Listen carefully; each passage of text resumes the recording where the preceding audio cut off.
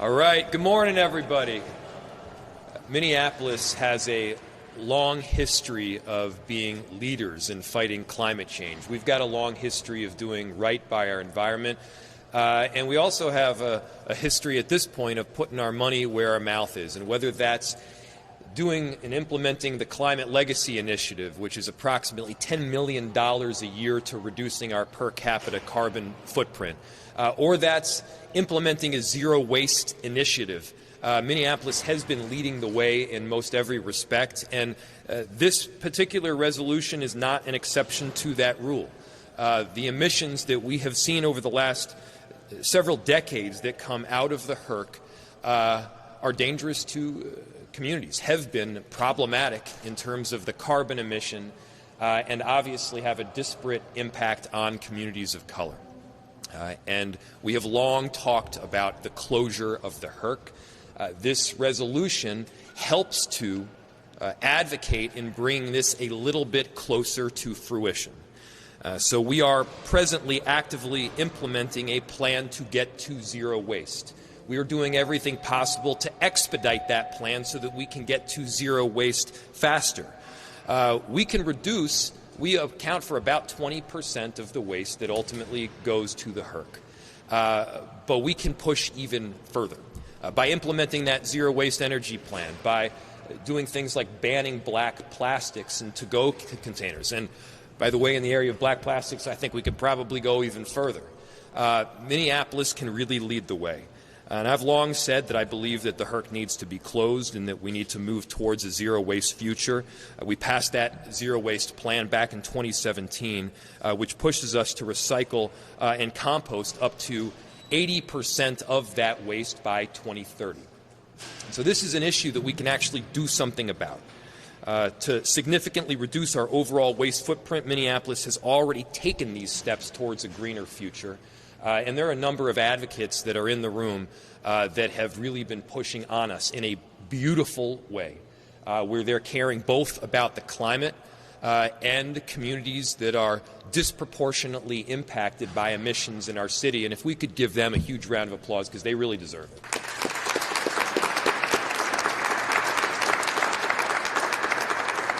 I want to give a big thank you to the council members that are also here with us. We got council members Jeremiah Ellison, council member Latricia Vita, council president Elliot Payne. We've got council member Michael Rainville, council member Katie Cashman, council member Jason Chavez, council member Oreen Chowdhury, council member Robin Wansley. I get that, guys? And additionally, we've got Representative Frank Hornstein. And as long as I've known him, has been somebody that has been pushing for the closure of the HERC. And not just pushing for the closure of the HERC is like a philosophical idea, but talking about, hey, when is that closure date going to be? That's right. It does deserve it. And for purposes of Minneapolis, it helps us to know when that closure date is because it helps us to plan. You know, where are we going to put the waste? It's not just going to sit on the curb. How are we going to expedite our plans to reduce that waste? How do we help to educate consumers and our residents about how best to, instead of just putting something in the trash, use your organics? Go towards recycling. How do we divert streams that would otherwise just go in the trash, just get burned up, or just go in a landfill, and make sure that we're doing something that is resilient and is sustainable for our planet? I want to again thank our environmental justice advocates who have been there since the very beginning. I'm also very grateful to our public works staff, to Director Tim Sexton, our current solid waste and recycling director, Nick Gerald, the recently retired solid waste and recycling director, Dave Herberholz. I haven't seen him here with us, and the always phenomenal city recycling coordinator, Kelly Kish, whose presentations to that Climate and Infrastructure Committee actually drew applause. That is a rare thing, but it was certainly deserving of it. And so they truly were the masterminds that have worked tirelessly every day to move us forward in some form towards a zero-waste future. And so this is the right direction. I think we're all really proud to be here. And next I would like to bring up somebody who has had this on her agenda since her very first days in office. She cares deeply about the environment, deeply about the closure of the HERC, and deeply about an energy future that is both just and resilient at the same time. Councilmember Katie Cashman. Thank you, Mayor Fry. Again, my name is Katie Cashman, representing the 7th Ward and chairing the Climate and Infrastructure Committee. The resolution on the closure of the HERC passed unanimously through Council 1 week ago, and it is our commitment to a zero-waste future. We are meeting the calls of community members who not only resisted the building of the HERC incinerator back in 1989, but have been fighting it every step of the way since then, centering the people who are most impacted by the emissions of this facility, who live around this facility. And we couldn't have passed this resolution without constant education and pressure from community and the work of 9 co-authors on the council. I also want to thank the Hennepin County Board of Commissioners for laying the groundwork for a HERC shutdown, and to the Health and Sustainability Department, alongside policy and research, and the legislative directives that helped inform our decision-making throughout this year. And thank you to the Public Works Solid Waste and Recycling team for being a leader in the country on solid waste and recycling and continuing to innovate. And I know we're going to take some huge steps towards innovation in this department next year, thanks to some budget investments in this as well. So what's next? The resolution is just the start. We are going to be taking the following steps as a city and community: elevating and prioritizing the voices of residents who have experienced the greatest environmental and economic injustices, bringing along our solid waste labor force that's currently employed at and connected to the HERC, and creating more jobs in the green economy, supporting our homegrown initiatives so that we can ramp up our local ability to grow food and waste less, support our solid waste and management division so they can provide and promote services to more of our city, including in the commercial, industrial, and multifamily sectors. That means composting access for multifamily buildings, which are the majority of city residents, data sharing and coordination with private haulers, and more reuse exchange sites for businesses who are eager to have the opportunity to participate in zero waste as well. And we are inviting our community members to be the experts in local neighborhood level waste management through pilot programs. Finally, we really need to take this upstream to the state legislature this year. There's a lot of investment that the state needs to be making in solid waste to enable us to shut down the HERC within the tight timeline that we have outlined in this resolution. Stopping burning by 2027 is going to take a huge investment by the state, so we'll see you at the Capitol this year to fight for those investments. And as the resolution states, this work is about supporting a plan for closure of the HERC, and we need to rapidly ramp up our zero waste programming and make that possible. But I want to say that this is not about just reducing waste. It's about creating an economy that brings us back in harmony with the way nature works and supports us to stop pushing beyond our planetary limits and stop harming our community in the process. So I look forward to working with the mayor's office from here on out to execute a plan for the city's waste. Thank you.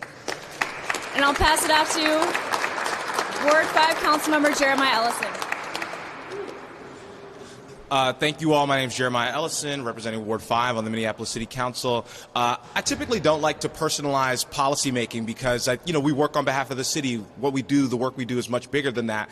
But I did want to talk about my experience with the HERC growing up in North Minneapolis. I first became intimately aware of the HERC and other environmental impacts on the north side when I was around 12 years old, running track. Not to brag, I was pretty fast, pretty good athlete.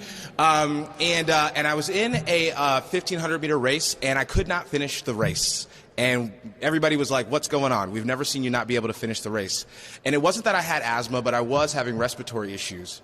And I know people try to make it a debate about to what extent the HERC causes, contributes to the air quality over north, but what is not up for debate is that the air quality in places like North Minneapolis is diminished, and that burning trash and having it drift over North Minneapolis, you cannot convince a single person on the north side that that is good for us. And so when we talk about closing down the HERC, it's personal for a lot of people. This is how they come to their environmental justice advocacy. This is how they enter into this work, right? Not just philosophically, but intimately, we understand the harms that it causes on our bodies. And so I just wanted to say that and make sure that people kind of know that it's not just about this philosophical debate, but it's really about protecting people, protecting their air, and protecting their water, protecting their lungs, and so on. And as a council member, I really got introduced to this work. We each sort of pick our buckets that we specialize in, and as we go on in our careers, we do this work on the backs and on the shoulders of others who came before us. And my good friend Cam Gordon is here, and just wanted to recognize him for the extraordinary work that he did during his time in office, being an environmental justice advocate. And speaking of environmental justice advocates carrying that torch and maintaining our ability to lead in this work as a city, I want to bring up the co-author of the resolution. I want to thank Katie Cashman, but also want to bring up Councilmember Robin Wansley. Good morning, everyone. I am Councilmember Robin Wansley. I represent Ward 2 and also so proud to be a co-author on this resolution.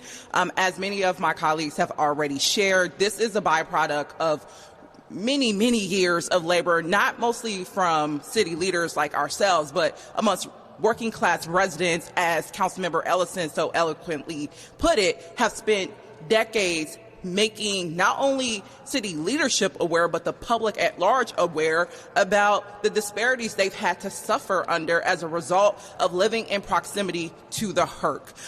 And I am so glad that once again, Council rose to the occasion to listen to our residents and to advance action by starting with this resolution, as Councilmember Cashman noted in her comments, and noting that that is a starting place, but we are going to continue ramping up levels of expectations amongst ourselves to really make sure we're taking on not only these polluters in our communities, but that we're confronting our climate crisis with robust solutions. And Council has been doing that through supporting community-led initiatives that really centers the need for environmental justice, like the East Phillips Urban Farm, of supporting our neighbors in their successful fight to close Smith Foundry in South Minneapolis.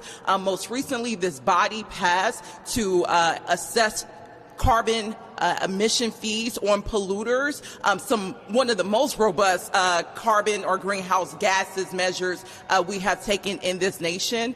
So I am so proud of our colleagues for continuously stepping up to the mantle to show that we take climate change serious, and that is even more necessary in light of the recent presidential elections, where we should absolutely expect a halt to the environmental or robust environmental justice protections we have seen with the Biden or under the Biden administration. So cities like Minneapolis are going to be on the front lines of defense even more under this new reality of a Trump administration, and I am glad that Minneapolis has shown that we are taking this work serious. We've been proactive, and I just continue to encourage our residents to hold our feet to the fire to continue delivering on robust climate change solutions, but also making sure that we hold our end up of this bargain to reach that 2027 closure date for the HERC incinerator, and encouraging our other governmental partners to do the same at the Hennepin County level as well as the state level. So with that, I am so thankful and so proud to be here today.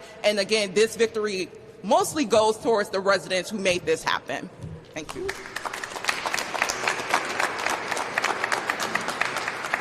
Proud to bring up Representative Frank Hornstein, who has tirelessly worked on this initiative for quite some time. Representative. Thank you so much, Mayor Fry. Thank you to these incredible council members and amazing grassroots organizers who made this day possible. This is a very important watershed day in this long history of citizens fighting against the HERC and promoting zero waste. There is a major initiative now to ensure that this facility is phased out, and we need a very specific date. This great resolution and the work that the advocates in the city are doing cannot be possible without a specific date. You can't plan a zero-waste future without a date for this facility to be shut down. And there is strong precedent for the city of Minneapolis to be involved in these issues. Way back in 1990, when I was an organizer at Clean Water Action, there was a proposal to put incinerator ash as road paving material. And it was the city council that passed a resolution that started the process to stop that very ill-conceived idea. And you fast forward to the 2013 election, when a majority of city council members were elected that also had pledged to shut down the HERC, and that prevented the county from expanding the HERC. So it was that strong message that the city of Minneapolis sent at that time. And I want to close with the fact that this resolution not only talks about phasing out and shutting down the HERC, but it also talks about zero waste. And we passed a law at the state legislature in 2014 that sets a goal of 75% recycling and composting for this 7-county metro region by the year 2030. We are still at 1990s level numbers for recycling and composting. And so in order for those numbers to increase, we have to increase our infrastructure for recycling and composting, but also make sure that there are alternatives to the HERC, so that that 1/3 of the waste stream that is organic is taken care of through composting rather than burning. It makes no sense to burn organics, and that's 1/3 of the waste stream. So I want to again applaud the City Council, applaud the Mayor, and all the grassroots organizing. This day would not have happened, this historic day, without the organizers, and I'm very honored to introduce one of them who's been incredibly effective, the Director of the Environmental Justice Table, Nazir Khan.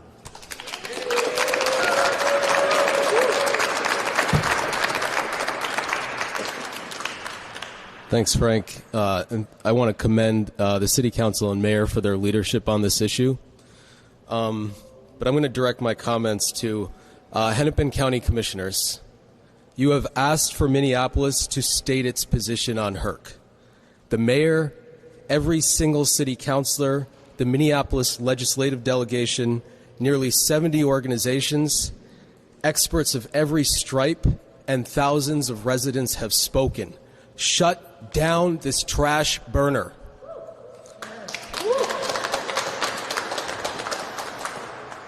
Commissioners, especially those of you elected to represent our city, stop putting out misleading information to make it seem like HERC is yet another Minneapolis problem. Only 22% of what is burned at HERC comes from Minneapolis residents. Minneapolis was the first city in the state to create a zero waste plan.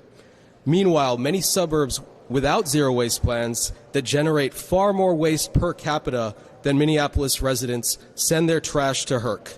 Yes, Minneapolis can and will do more. I already see it. People setting up their own composting drop-offs at the Wedge and elsewhere, urban farms and community gardens working towards a regenerative system. I see one of our North Side leaders, Adway Pugh, preaching about waste even as she fights breast cancer from living in an area polluted from burning plastic and electronics and liquid Drano at HERC. I see so many who are living zero waste values in the ways our ancestors taught us. And I heed Dakota people who had warned and continue to warn that this wastefulness will destroy the land. HERC hides the waste problem. Propaganda like, quote, waste to energy and cherry-picked or manipulated facts confuse people. Hennepin County is wasting precious time, resources, and political will defending, operating, and repairing the HERC, more than $40 million per year, when instead we need this county to spend that money and will on a total societal mobilization to reduce waste. We are in the middle of a climate emergency that threatens the balance of our Mother Earth. Countless lives hang in that balance. Oregon and California have just shut down their incinerators. Detroit shut theirs in 2019. No more excuses. No more passing the buck. No more broken promises. Hennepin County Commissioners, set a date to shut down this incinerator. Thank you.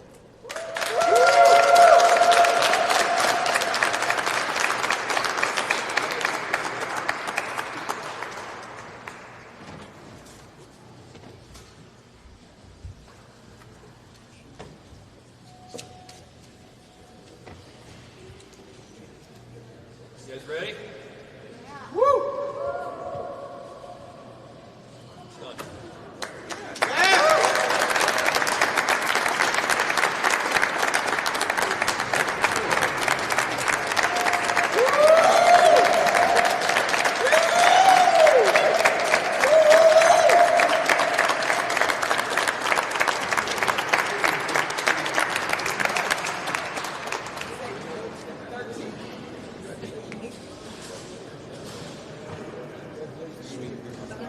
I was going to say.